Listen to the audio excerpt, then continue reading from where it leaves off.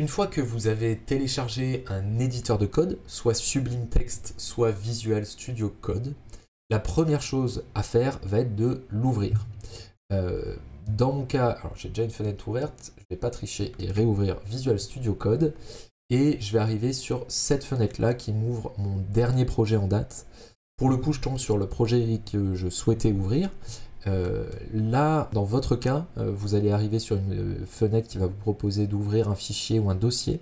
Vous allez cliquer sur « Ouvrir le dossier » et là, vous allez chercher votre dossier WordPress. Que vous soyez sur Mac ou sur PC, les chemins vont changer. Sur Windows, ce sera C2. WAMP64 www. Sur votre Mac, il devrait se situer dans votre dossier utilisateur sous Web et le dossier WordPress. Je vais simplement cliquer sur WordPress, hop, et sélectionner un dossier. Et ça m'ouvre donc mon dossier WordPress. Hop, ça me met quelques messages, je ne vais pas en tenir compte et tous les fermer tout simplement. Je vais passer la fenêtre en grand écran pour qu'on voit bien ce qu'il se passe à l'écran. Et je vais également vous enlever ma tête de l'image pour faciliter un petit peu les choses. Donc, vous avez ouvert, encore une fois, soit Sublime Text, soit Visual Studio Code.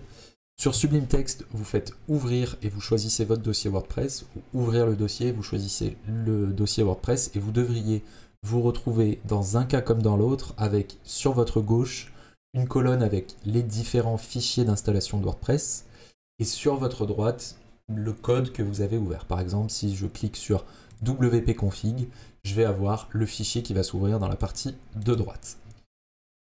Le but de ce module n'est pas de vous apprendre concrètement à développer un thème WordPress ou de comprendre toutes les fonctionnalités composent WordPress, d'accord? Le but, c'est vraiment de vous apprendre à créer un thème enfant pour aller un peu plus loin dans la personnalisation de votre thème WordPress. La raison d'être d'un thème enfant, c'est de pouvoir isoler toute modification que vous souhaitez apporter au thème du thème lui-même, d'accord? Si je reprends, on retrouve dans notre dossier WP Content les différents thèmes installés sur notre site. Et je retrouve donc le thème Storefront que j'ai actuellement activé dans le cadre de mon site e-commerce. Et je retrouve les précédents thèmes, notamment 2021 par exemple. Ce qu'il faut comprendre, c'est que tous ces fichiers-là ont une grande importance dans l'apparence finalement de mon site. D'accord? C'est grâce à tous ces fichiers que mon site s'affiche tel qu'il s'affiche. Pour bien comprendre pourquoi on utilise un thème enfant, on va tout simplement prendre un exemple. Je vais ouvrir ce fichier Storefront Template Function, au sein duquel je vois une fonction Storefront Credit. D'accord? Ici, je pourrais me dire, tiens, donc cette fonction, concrètement, ce qu'elle fait, c'est qu'elle affiche, hop, je vais réouvrir la boutique, hop, ici. C'est cette fonction qui vient ajouter les crédits construits avec Storefront et WooCommerce en bas de page. Et par exemple, je pourrais me dire, bah, moi, je ne souhaite pas du tout avoir ces crédits-là. Je trouve que c'est pas joli. Donc, je pourrais venir ici et me dire, bah, en fait, je veux ne plus afficher le texte. Donc, cette partie ligne coup de pute. Et je vais tout simplement commenter cette ligne-là pour ne plus afficher mes crédits Storefront. Et effectivement, je ne vois plus mes crédits Storefront. Et jusqu'ici, je pourrais me dire, tout va bien. Tout va très très bien, ça y est, j'ai réussi, j'ai modifié le thème et c'est très bien. Malheureusement, la réalité des choses, c'est que à la prochaine mise à jour du thème, et sachez que les thèmes sont assez régulièrement mis à jour, notamment les thèmes officiels de WordPress, à la prochaine mise à jour du thème, eh ben, vous retrouverez les crédits en bas de page, d'accord? Votre modification serait complètement écrasée par la mise à jour du thème. C'est pour cette raison en particulier qu'on va éviter de faire des modifications dans un thème existant, mais qu'on va en créer qu'on va créer des thèmes enfants qui vont finalement utiliser la plupart, voire toutes les fonctionnalités du thème par an, mais apporter quelques modifications qui, en cas de mise à jour du thème par an, ne seront pas écrasées. Donc là, je vais revenir ici, je vais remettre cette ligne comme ceci, d'accord? Et on va passer à la création du thème enfant à proprement parler. Pour ça, il y a quelques choses à faire et où il va falloir bien respecter la hiérarchie des fichiers, d'accord, l'organisation des fichiers. Je vais déjà réouvrir ici mon explorateur de fichiers et je vais revenir dans WP Contents sous thème. Ici, je vais créer un nouveau dossier que je vais appeler storefront-child. Hop, et il va apparaître juste ici, storefront-child. Et ici, je vais aller dire nouveau fichier que je vais appeler style.css.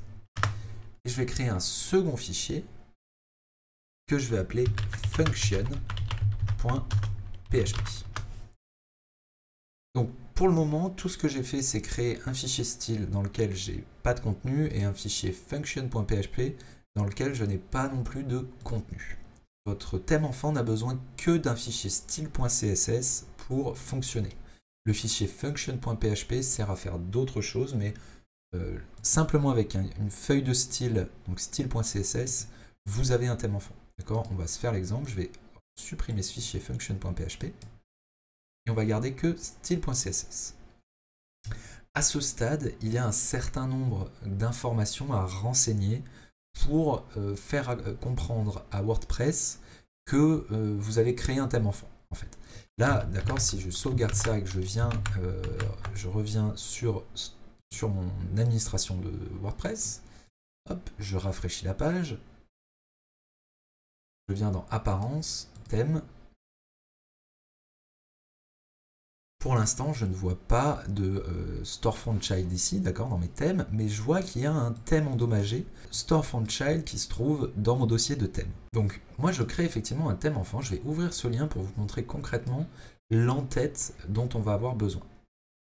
La plupart des contenus liés à du code, à du développement web, vont être en anglais, d'accord, ne prenez pas peur. Là, ce qui m'intéresse, c'est cette partie-là, create a style sheet style.css, et je vais tout bêtement aller copier ce contenu-là. Et je vais venir le coller tout en haut de mon fichier style.css. Et ici, je vais adapter tout ça. Dans mon cas, ce sera le nom du thème, formation WordPress. Je vais rajouter thème formation WordPress. L'URI du thème, je vais la supprimer. La description, je vais indiquer que c'est un thème enfant de Storefront. Donc Storefront, pardon pour la typo, Storefront Child Theme. Auteur, je vais indiquer mon nom. Author URI, je n'en ai pas besoin. Template, je vais indiquer Storefront. Pour indiquer qu'il doit aller chercher ses templates sur le thème parent Storefront.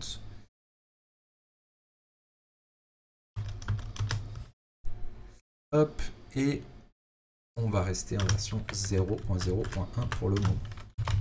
Je vais sauvegarder ce fichier, et maintenant, quand je vais réactualiser ici, je vais bien retrouver mon thème formation WordPress. Je n'ai pas de prévisualisation de mon thème, je pourrais en créer une en créant une image PNG que j'appellerai screenshot.png pour afficher quelque chose ici. Pour le coup, je ne vais pas en avoir besoin. Tout ce que j'aurai besoin de faire maintenant, c'est d'activer mon thème enfant. Pour le moment, vous avez compris qu'on n'a fait aucune modification, d'accord, ni sur le thème parent, ni dans notre thème enfant. Pour l'instant, notre thème enfant, c'est juste ce fichier-là, d'accord. Et quand je vais me rendre sur ma boutique, je vais voir aucune espèce de différence avec sa version précédente, puisque pour l'instant, on n'a pas fait de modification. Donc jusqu'ici, tout va bien. Ce qu'il faut comprendre, c'est qu'on a quand même déjà créé notre thème enfant et qu'on va pouvoir y ajouter les modifications nécessaires à la personnalisation de notre site. C'est ce qu'on va faire dans le module juste après.